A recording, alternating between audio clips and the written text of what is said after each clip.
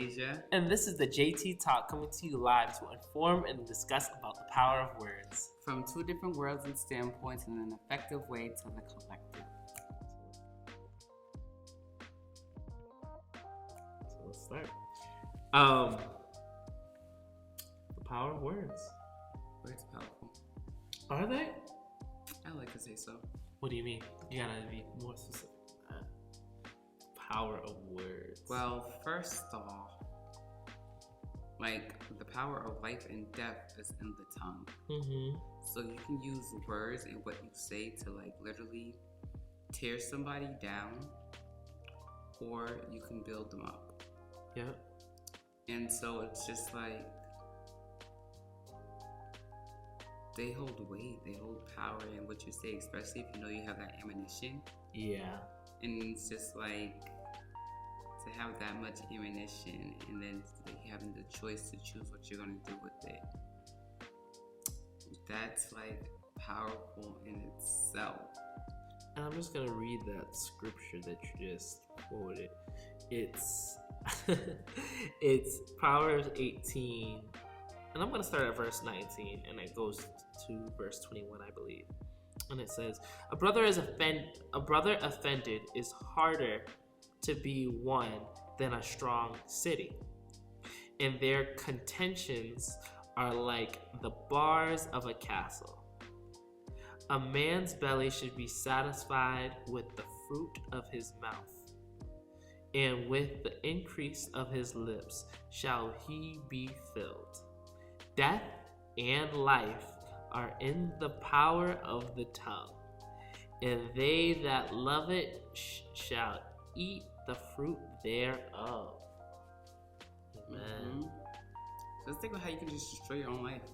You can not only destroy your own, you can not only destroy your own life, but like what the earlier verse that it was talking about in verse 19, an offended brother is harder to be won than a strong city, and their contentions are like the bars of a castle. I just want to Google contentions for a second before we move any forward. Contention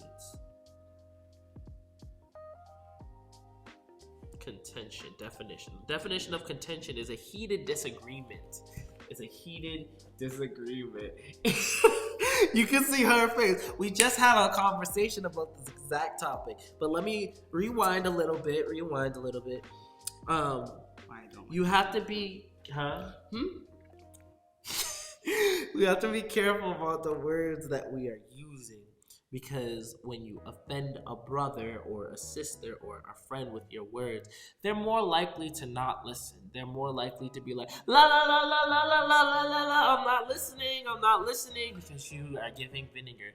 There's a saying that my mom used to love to say, and she used to say, you get more with honey than you do with vinegar. So the sweeter your words are, the more likely people are apt to receive it and to listen to it, as opposed to the more sour your words are. Your words, it's not what you say, it's how you say it. It's the words. It's what you say too. It's the words. Because you can tell somebody something about what they're doing wrong, but if you let them know, if you're being sweet about what they need to change or what needs to happen or what you don't like, you'll get a way better response. And you can still build somebody up by saying, hey, listen, you know, what happened the other day, like, I don't know what it was like, what was wrong or what was happening, but the way you did point this, and that, I didn't like this because of this. And it's just like, I'm still telling you what it was, what it is, but it's just my tone, because I would agree with you, like, wait.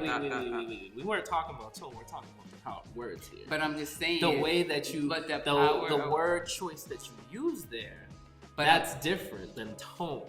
But what I'm saying is the power of words. So when you have your words, if you're speaking, why are you going to pause it? I'm not going to pause it yet.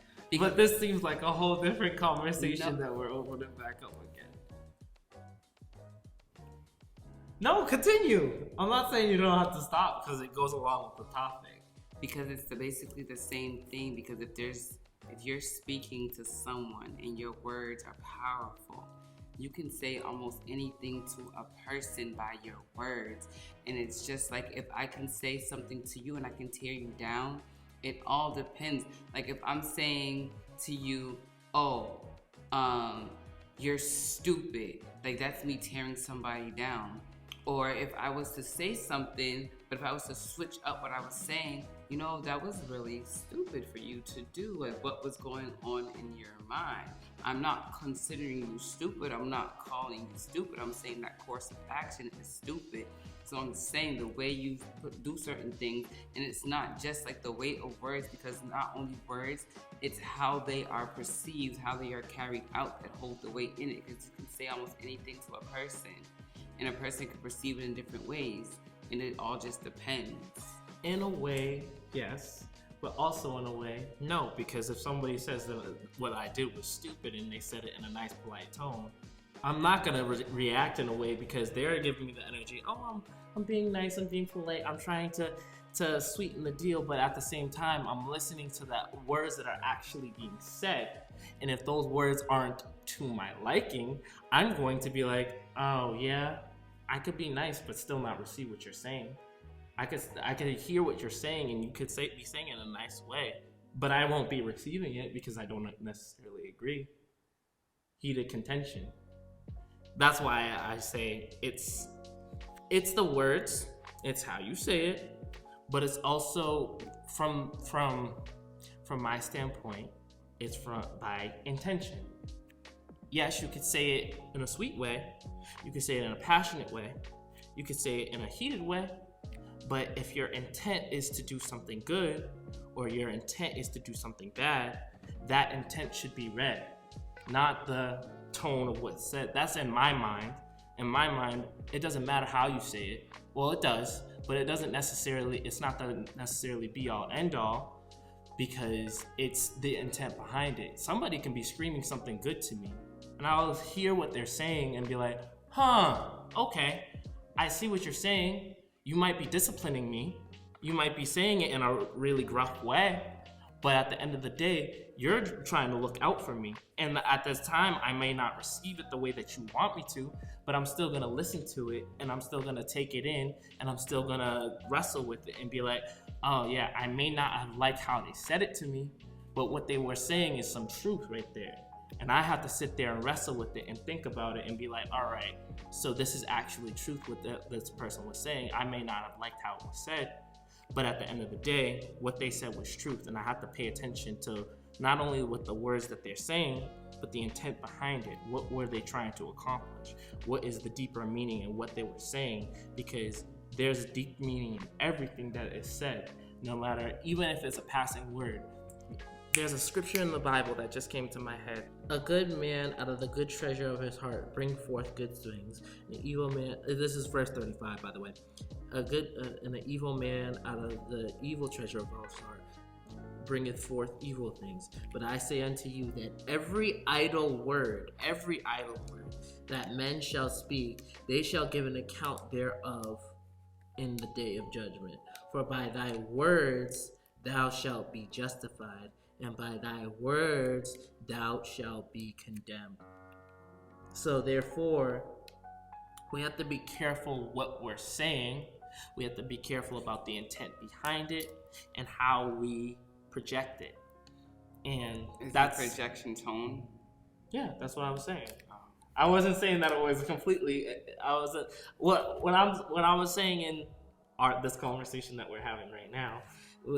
In the conversation that we're having right now, I wasn't saying that it completely is thrown out the window, but I'm saying that even in that projection tone, even it doesn't, like, to me, it's important, but it's like, if I was to, I would say the specific words are being said is at the top priority, because those convey the intention, which is deeper in the iceberg. You have to get to the depth of it. So, like, yes, you got to listen to the words themselves, but you actually have to listen to the tone to see the actual intent of what is being said.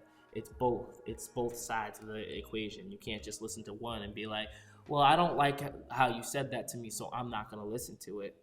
But you also just can't just listen to the other and be like, well, those are what you actually said, so you have to use all of both. So you're basically telling me that I have to sit there and because a person is mad or angry and they don't know how to speak to a person, because if it's good or bad, whatever they're saying, that I have to sit there and take it in. Because at the end of the day, if someone has something to say, right? Mm-hmm. For me, it's called keeping it classy. If I have something to say,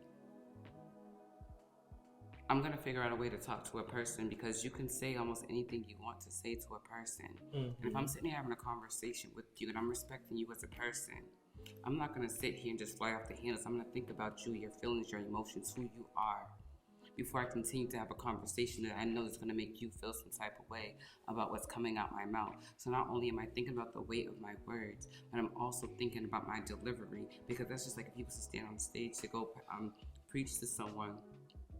Are you gonna start screaming at them because of something that you want? Depends on how my emotions are. You gonna be Are you gonna be angry? Do you think Yeah. I would be angry because. But do you think that's gonna make them perceive what you're saying? Yeah. Because some people, it's just gonna go over their head because you're mad and you're mad about God's it. word doesn't return back void.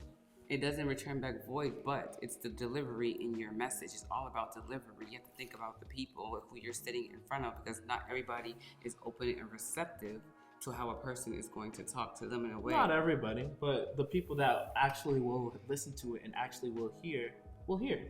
If they have ears, let them hear. If they have eyes, let them see. But it also talks about being sweet. So it's just like, why would you want to scream at somebody that's not being screaming or being rude or being mean to you? Because if you're passionate about something, you have to speak in a way. You but can't you don't just have to scream. I'm not saying you have to scream. So I'm asking because that's what I was saying. Would you, You scream want and to yell and be scream? angry? No, what I was saying was, would you scream and yell and be angry to get words or something across to someone? That's what I was asking. Depends on the situation. But if you were preaching? Depends on the situation. It literally depends on the situation. Because I know for a fact, me, with the weight of words and just words in general, if someone's coming at me yelling and screaming and angry, they want me to hear something in a direction towards me, I'm going to shut them down and say, listen, I would love to hear what you have to say.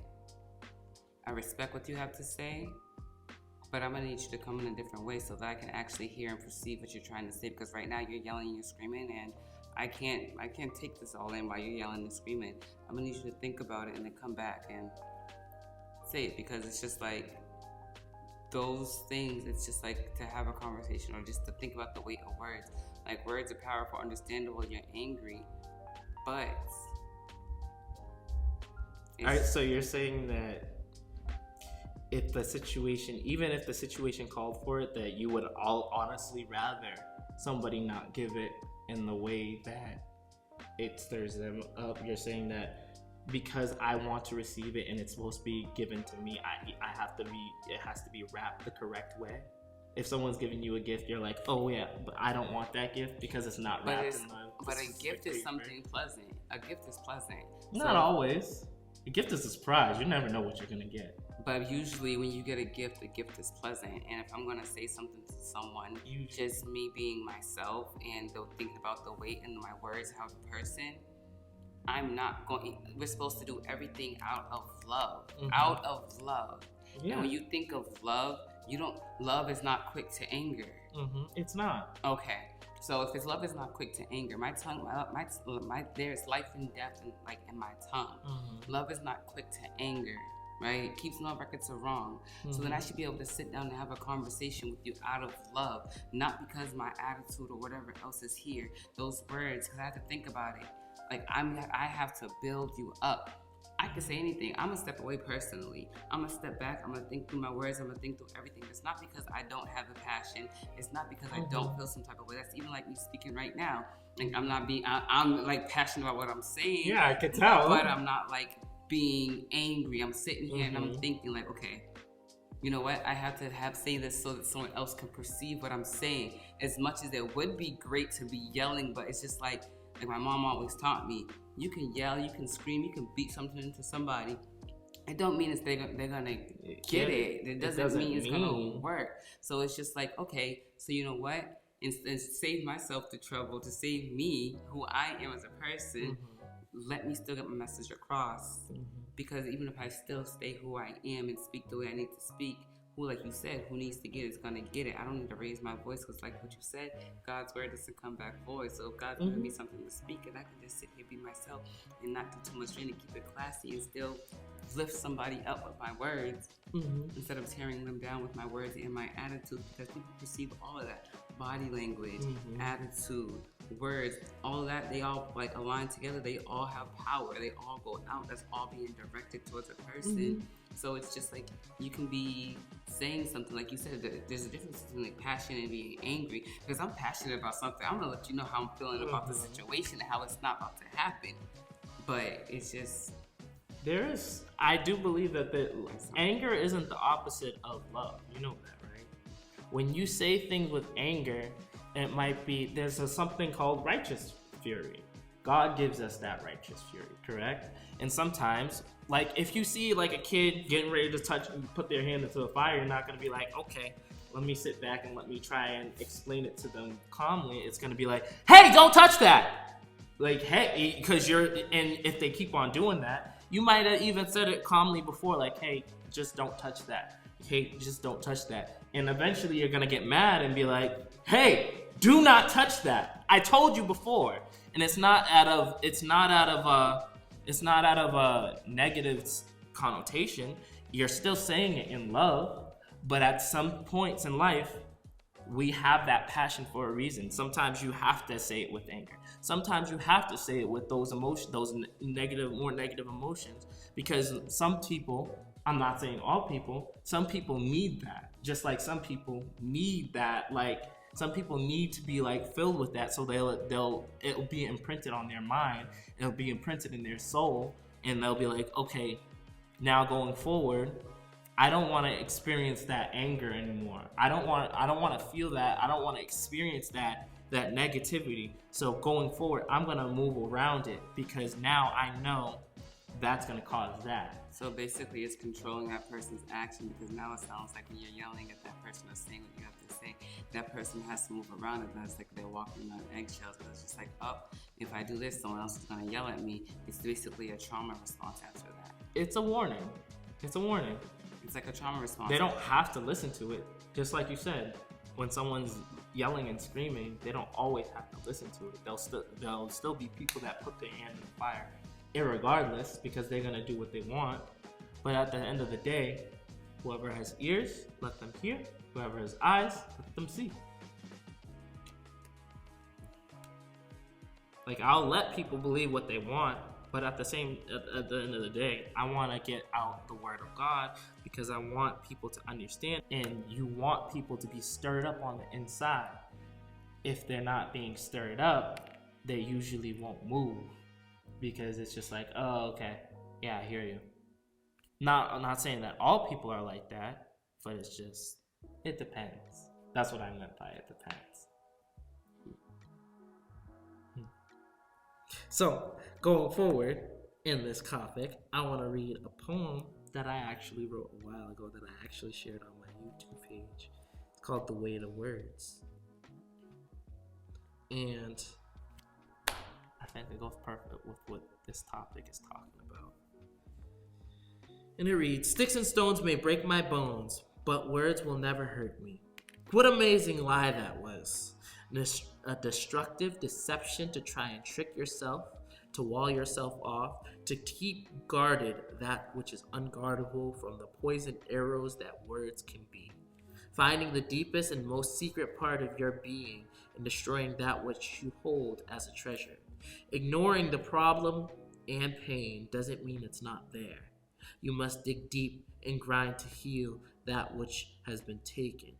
A grueling process that most avoid going through, because words sink into you, like to stick, and removing them dredge up and hurt sometimes far more. Acknowledging them, it could hurt. Words are heavy. Words can cut deep. Words can leave an impact. They can destroy. They can build up. My God teaches me this. The power of life and death comes from my tongue. What a scary burden this is. What a wonderful gift this is. It's wild, it's crazy, it's organized, it's stately. Who's to say whether we should speak or not? whether they're a good or bad thing. You can only make the distinction for yourself. No one truly wants to be the villain in this story called life, yet we find ourselves as such in the way we use our tongue. Civilizations can be destroyed or created with our words. In fact, that is how most things start, with a verbal declaration of what is to come. So be careful to uplift and not tear down. But if you fall or slip up, learn and course correct. For that is how strength can be gained, through our failures, through pressures, through tests and trials. So think wisely and use it correctly. Your words are a great gift, but they're also a weapon. And if used incorrectly, I have my God to fall on, for no weapon formed against me shall prosper.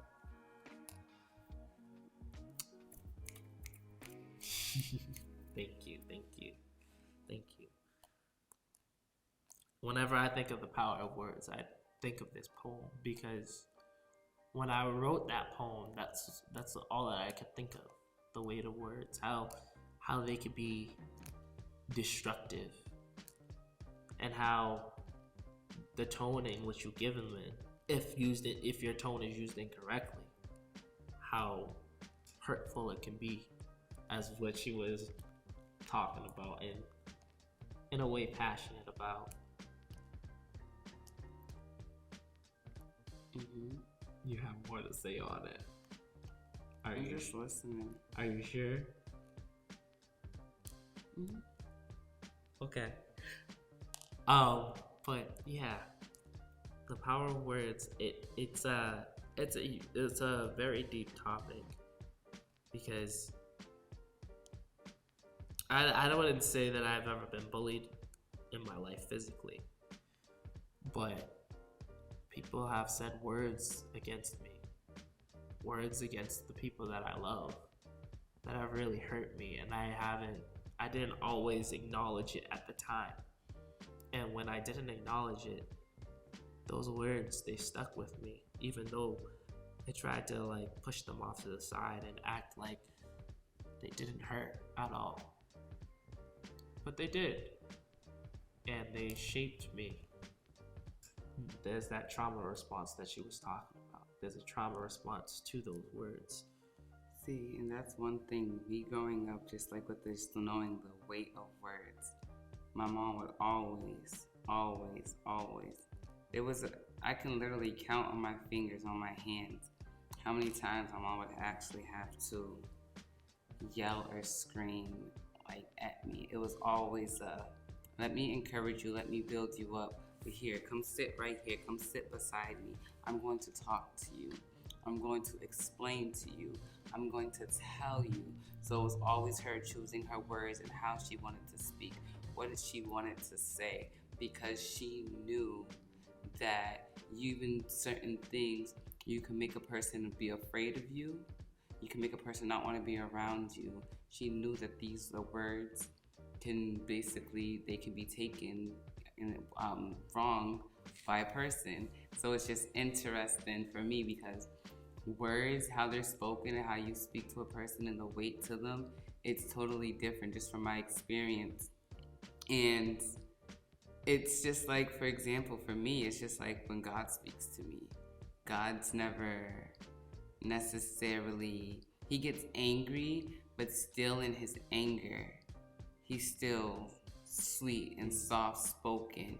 He doesn't have to raise his voice. He can say what he has to say to get me back on the path and in the place where he wants me to be. And that's just for me. That's how I look at it too. Because if I'm supposed to be made in God's image, and I'm supposed to be speaking life, it's just like, okay, God, if you're not yelling at people and if you're not screaming for you to get that point across, then I want to be like that. I don't want to be opposite. Yes, I get angry, but I want to also, Lord, be like you, to stop and think back how I'm going to be around that person. How is that person particularly feeling at that moment? Because I don't know what that person is going through. And so at that moment, even if I'm trying to get a point across or say something to that person can be having suicidal thoughts. But they just said something, and here I am reacting and saying something, not knowing, and I'm just giving it to them and It's not all about doing context. and not doing it with love, because we don't know what a What's person is going through, what is going on the inside. And that's why I say, like, those power of words, like, it's just like the power and the weight of them. And that's why I would say, for me, it's like tone is so important. I think about myself, because of, like, I'll use myself for example, because me, I know personally I'm a very sensitive person, and especially when when I'm going through a lot, and it's just like, because I know what I've been through in certain things, I know what I don't like, and I know what I won't, when I will shut down from a person, to not hear a person.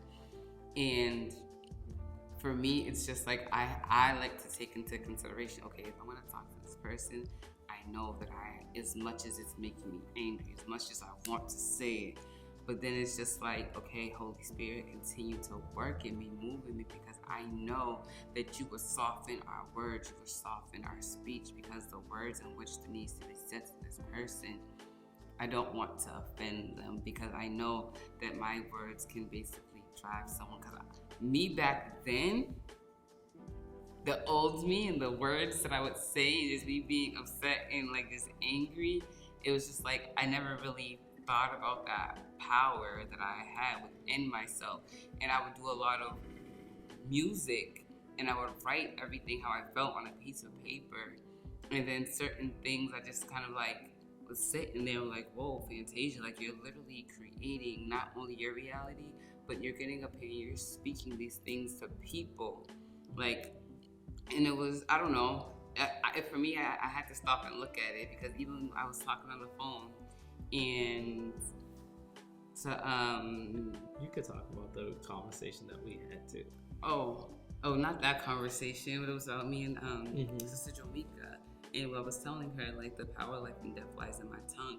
And she's like, Fantasia, she's like, because the old you would have been quick to go off on somebody and tell somebody off. And I was just like, yeah, because I would have been angry, I would have been upset, I would have been mad. But it's just like, I had to think about it. Like, God, like, I didn't like how when somebody came to me in that certain way, so why am I going to do it to someone else?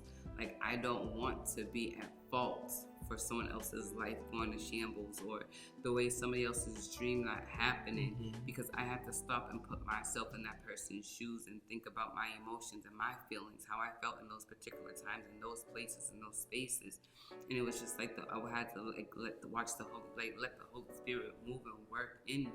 And she said, Fantasia, like, I can see you came a long way. I'm just like, yes, I can honestly say the old me, I probably would have been like, da, da, da, da, da. Even with my niece and my nephews, the old me, I would probably have been like, don't do that, this, and that. And now, like my mom, when I was little, she'll get on her knees, she'll come to me, or she'll come close and say, no, why would you do that? Like, I'm angry, but like, I'm gonna talk to you, like, why would you do that? Like, what was going through your head? Like, what were you thinking? Like, start the dialogue. Yeah, like, I'm not like, and that's one thing for me, and it's just like, love. I don't know. That's just love. Yeah. Well, thank you, God, for the conference over the weekend, because the older we remember, is all fear. You're a new creature. Yeah, and so it's just like, there's a lot of, I don't know, there's a lot of situations that I look back, when even just me looking back at a lot of situations that, like, I had to sit there and take in the how somebody else felt, because of, like, you know, their words being taken in. And right there in that moment, like, I had the opportunity to turn and just be like, da, da, da, da, da, just give it to them. But still, in that same moment, with everything pulsing through my head and my heart, or what I probably wanted to say, I had to take a deep breath and say, no, you know, I get it. I understand. You know, I understand where you're coming from. Even if the words that they were speaking, I didn't want to. It was just like basically tearing me down. I could have reciprocated that, but I didn't want to reciprocate it, for the simple fact it's just like, I could bring this to God. You probably don't know I have a relationship with God like that, so I'm going to still build you up in the mix of you tearing me down, because I'm going to take what I got, what you're tearing me down, I'm going to bring it to God, and God's going to be building up. I don't know. It's just me how I perceive it from my Yeah, experience. from your experiences and your in my standpoint. life, Yeah, and what God has brought me through. Yeah. So. Yeah, I agree with that. I'm just saying I had a different path than she did. It's not that I wouldn't. In a lot of things, I would just not say because I would have so much passion and emotion behind it, and it would just not come out, and then I would have to sit there and take it and take everybody's in and not be able to release because by the time that I got all my thoughts in order and I went to somebody, it would just be like, well, now you're overreacting because the situation's passed and it's over. That book is closed. Oh, what is that? What do they call that? Passive aggressive. Mm-hmm. I used to get called passive aggressive all the time. Yeah, they would say that I was passive aggressive. And that's when I'm like, I'm not passive. It's like, so if I came to you then, you wouldn't have been happy. But I'm coming to you now, and now I'm passive aggressive, and I'm wrong, and I'm overly emotional, and I'm all of this. That's why I have come to the conclusion, well, God has shown me, be your authentic self. Everybody's not listening to you. You could listen to them. You're still being loving. You're still giving them that space to be themselves. They could yell, they could scream, they could do all they want to do. You're giving them that space. You're being loving. You're allowing them to be themselves. You're meeting them where they're at. But also, you're getting out what you need to get out. Not saying that you have to yell. Not saying that you don't even have to give it in a gentle way. Because I always give it in a gentle way. But I might have my attitude with it. So I'll be like, no, that just wasn't right. No, you did too much there. Let me tell you how it's gonna go. Let me tell you how it's gonna go. And it's not that I'm saying it in a mean way, but it's the way that I'm saying it that people will be like, oh, I didn't know you were feeling that way. I didn't know you were thinking that way. And I'm like, yeah, that's what was going through my head. Like, yes, I'm giving you the space to be yourself and to get your attitude out, because ultimately when we get ourselves out and we just lay it all out instead of keeping it to yourself, when you lay it all out, you eventually get to that harmony spot. So it's like can I finish my analogy before you hold on to that thought? Let me say that. No, he just didn't. It's like it's like a rock, and like, you know how like shore like comes in and like smooths the rock. The rock is coming in with all its force, but the water is smoothing it out, and eventually that stone is gonna be nice and smooth, and you're gonna pick it up, and it's gonna be like, oh, this feels really nice. It's like that harmony. Is that the pruning process? In a way, yeah, pruning process. Because my mom always told me, Fantasia, say what you gotta say, and time and God will sweeten your words so that you can basically get across what you need to say to people. It's the word that was given today too. Be content with where you're at. I'm not going to change where I'm at right now because God hasn't changed that in me yet. Not saying that it won't happen. I'm grateful for where I'm at right now. But isn't faith without works dead? Yes, that doesn't mean I'm not working on it. Okay, I'm grateful for where I'm at now. Yeah, but I'm gonna move slowly towards the goal. I'm gonna be grateful for every step that I take, but also be grateful for where I've come from, because I'm not that person that will scream and raise my voice anymore. I'll say it with the attitude because that's who I am.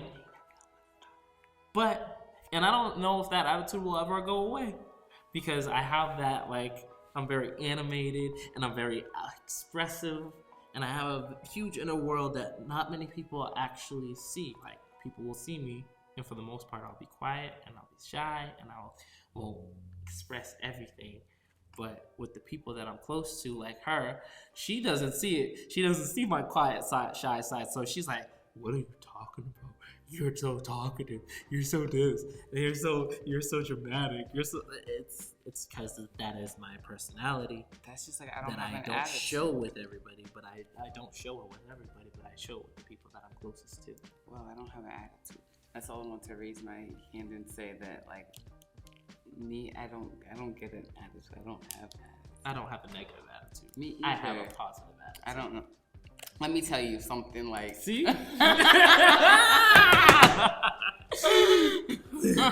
Let me tell you, like,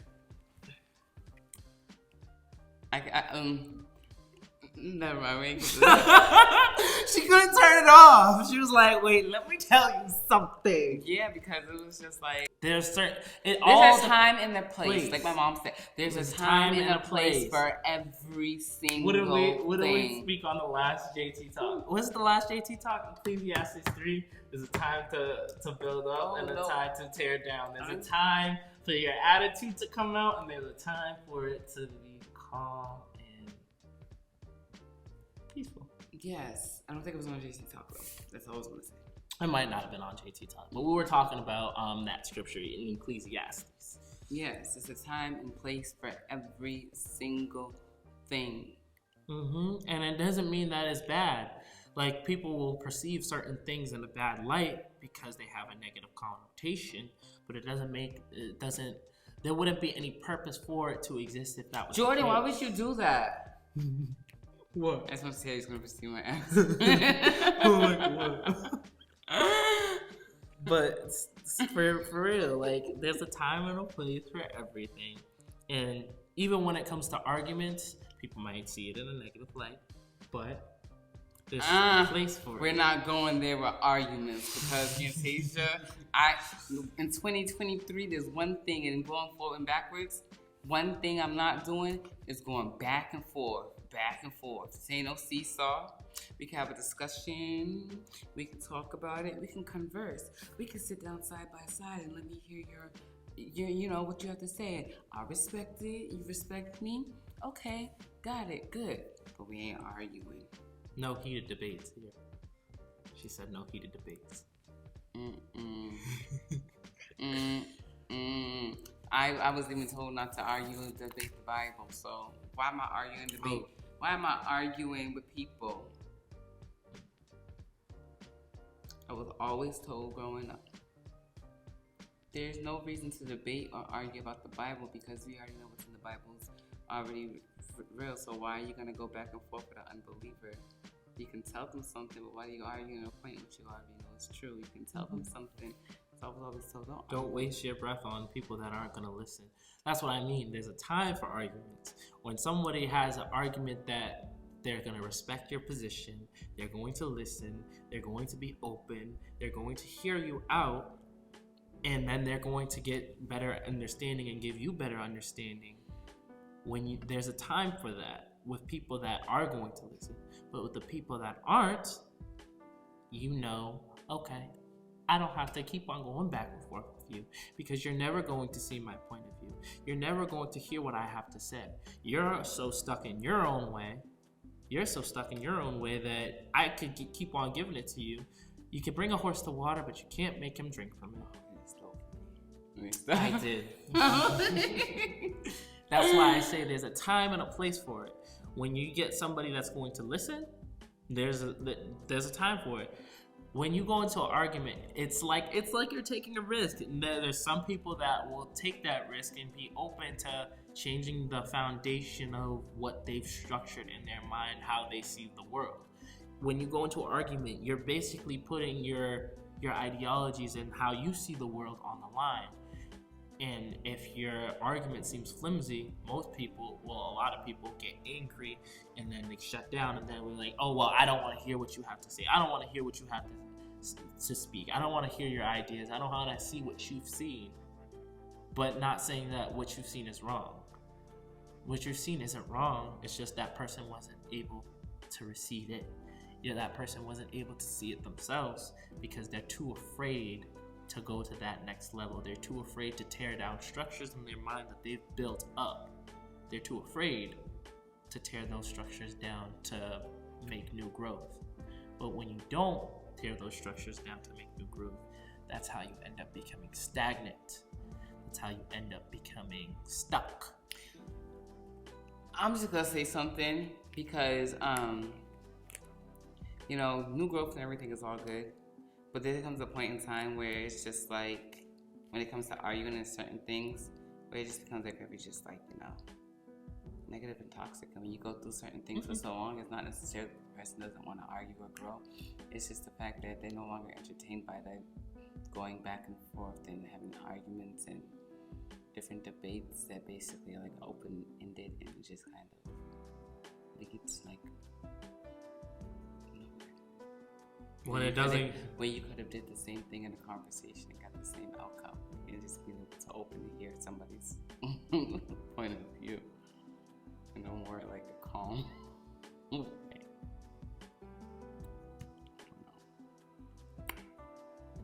it's a different way of saying things. Yeah, just in a calmer way. Because I'm all about like I want to have peace. I don't want my insides to feel like it's been shook up, or like I just been fed like 3 like boxes of like coffee after an argument, and now I gotta go outside. I'm like, I've been using all 3 of the argument styles: ethos, pathos, and logos. Emotional, logical, and from other sources, from reputable sources. I use all of them. I'm gonna speak from my logic. If I don't know nothing about the topic, I'm gonna sit down and be quiet. I might go look it up and come back to you a little bit later with the I'll be stirring conversation. up those emotions. But see, that's what I don't like. You don't like. Because for me, it's like manipulation. It's like a form of manipulation. Because manipulation is not always bad. No. But it can be a form of manipulation. And when you want to manipulate somebody to get their rise out of their actions or their emotions or whatever else, it's just like a why. And so for me, it's just like, why do you want me to be in my emotions or my feelings? But it's just like you shouldn't have to manipulate somebody for their emotions to be outward, because that's not something that they're used to operating within. And it's just like. But all conversation is manipulation. But it depends. Like, not all conversation is manipulation.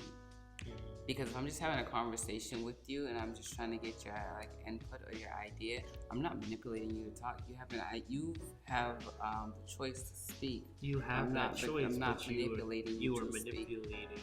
the situation in order to get me to talk about it. If I'm saying what's going on, That's is everything manipulation. okay?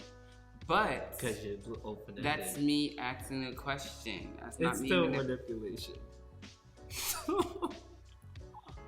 Are you going to Google it? Yep. I knew it.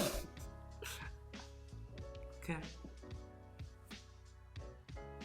Control or influence to handle or control. It's a person or a situation cleverly, unfairly, or unscrupulously. Unscrupulous. To handle or control, a tool, a mechanism, typically in a skillful manner. In a skillful manner. But I'm not skillfully doing anything. I'm just having a normal conversation. Normal conversation. Converse with someone is a skill. Yeah, but it's not like you're trying to like purposely manipulate a person. But to get a rise out of someone's emotions, I'm not trying to get. And that's the sense I'm talking about, manipulating someone. And a rise out of trying to get somebody's emotions, where it's just like, I'm just asking, hey, what's going on? I'm not manipulating you. It's not a negative thing. It's not a negative thing to manipulate somebody. But I'm not being skillful or anything else. You're showing your conversational skills. Yeah, but it's just having a conversation. But it says, and it's typically in a skillful manner. To control, typically in a skillful manner. But I'm not controlling anything. I just asked the question. I'm opening something up, but I'm not controlling it. Because if I was controlling, you're gonna tell me how you're doing. That's me controlling, and like, you know what? I'm gonna get him to tell me how. It's not overtly controlling. It's just underlying control. Because a conversation is not controlling. Because a conversation can go with the flow. A conversation can be open and flowing, but doesn't necessarily mean that it's being control. manipulated. No, it's not. If it has multiple different conversations on multiple different topics, you're not controlling it. Not every aspect. If you're controlling it, to control means to say, okay, this is how I'm going to have it to go. This is where it's going. This is how I want it to be. Let me put it this way. You say you see somebody sitting across the room, and you're like, that person's feeling left out. Let me go talk to them. Yes, you're including them, but what if they wanted to be alone? What if they purposely got themselves out of that space, and you're like, okay, let me invite you back in. Not saying that they will say no to that, because maybe they do want to be, they took themselves out purposely, but they do want to be a part. So maybe you're inviting them back in. You're controlling the situation in order to get them back in. It doesn't mean that it's not controlling. It doesn't mean it's a bad thing. It just means that you're using your skills and your conversation to control a situation to make a good outcome. Not all conversations are bad, just like not all arguments are bad. Yeah, but I know, but my thing was saying about manipulation. Okay, I get that. Because even though that person, because you can say, what's wrong? Why aren't you hanging out with these people? Mm-hmm. Then you get a response, and then it's just like you're not necessarily controlling, but you're still giving that person their control over what they want to do, because now you're understanding why they're not hanging out with that group of people. Mm-hmm. But yeah, but I was going back to the emotional part of manipulation. Mm-hmm. And I was just saying that getting because, oh my gosh. What? I did not say a thing. I didn't say a thing. Keep it classy. No, not yet. We're still having a conversation. Because I don't feel like you're like, he's not, how would you say, you know, people like, they listen to response. Mm-hmm. I feel like you're listening so you can have a response. No. Oh. Do you want to talk? Hmm? Nothing. No, I was just gonna say, speak. It's just like having a conversation with somebody when you're basically purposely trying to like basically ignite a certain emotion in certain things. It's not necessarily saying that it's not growth or it's growth just because you want that person to use that particular emotion because that's how you're feeling. It's like manipulating that person into using your emotions that they don't necessarily use. And so until next time, Keep it classy. keep it real. Stay blessed up until next time. JT signing off. Peace.